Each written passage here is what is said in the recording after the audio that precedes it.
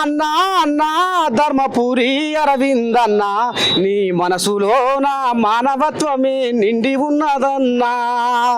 అన్నా అన్నా అన్నా ధర్మపురి అరవిందన్నా నీ మనసులో నా మానవత్వమే నిండి ఉన్నదన్నా పేదల బాధలు వింటే నీ గుండె బరువెక్కిపోతదన్నా బీదల కష్టాలు చెబితే నీ మనసు చెరువైపోతదన్నా ఇక మరి బిడ్డలారా మీ నర్సయ్య తాత ఈ రాగం ఎందుకు ఎత్తుకున్నా అంటే సారు నిజామాబాద్ పేరు నేను చచ్చిపోయేలోపు నిజామాబాద్ పేరు మారుస్తా అని అన్నమాట ఇక మరి అది ఏమిటి కన్నావు ఎందుకన్నావు గుసగుస మాత్రం నా శివలో పడ్డది సార్ నిజమే అన్నవా సార్ ఈ మాట వెనకటికి ఢిల్లీ మార్చేస్తాం ఇందూర్ అని బా ఇగో ఇది అసలైన కథ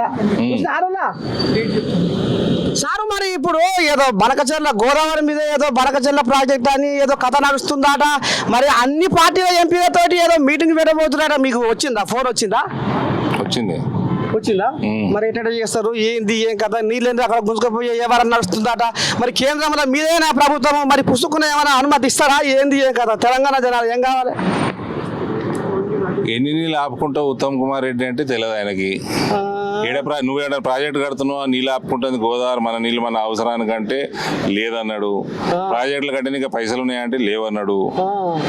ఇంతకుముందు ఉన్న ముఖ్యమంత్రి కేసీఆర్ ఏమో ఈ ప్రాజెక్టుకి ఓకే చెప్పిండు అక్కడ జగన్ ఆయన ఇద్దరు కలిసి ఇవన్నీ కేంద్రంకి ఏమైనా రాసింది ఇప్పటిదాకా అంటే లేదన్నాడు మీరు చంద్రబాబు నాయుడుకి ఏమైనా రాసిండ్రా అంటే లేదన్నాడు మరి మీటింగ్ ఎందుకు పిలిచినావు అంటే ఏమో అంటాడు రాజకీయం చేయనికే చేస్తుండే అంతా ఎలక్షన్లు వస్తున్నాయి లోకల్ బాడీలని ఓకే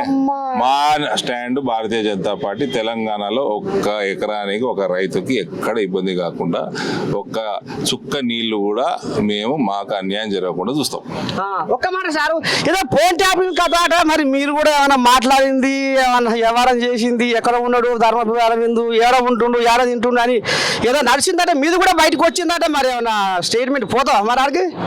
మస్తు తిట్టిన కేటీఆర్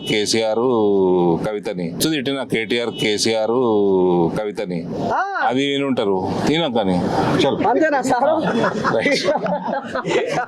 ఇగో ఇది మొత్తానికి అయితే ఇక మరి బీజేపీ భవన్లో అడుగు పెడితే ఇక మరి ధర్మపురి అరవింద్ అన్న ఎంపీ ఈ రకంగా మన నేను తోటి ఆంబాయం వెళ్ళబోసుకుంటాం